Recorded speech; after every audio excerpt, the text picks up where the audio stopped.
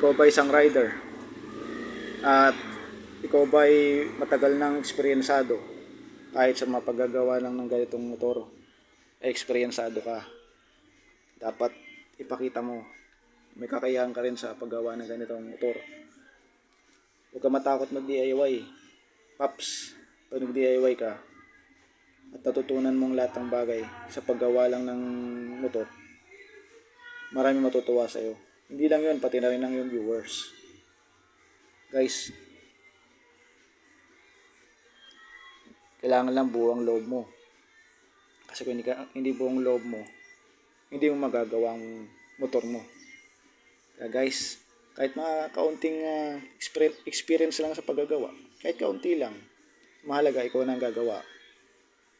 Kahit mga minor lamang, ikaw na ang gagawa. At sa gayon, hindi mo napapagawa sa iba.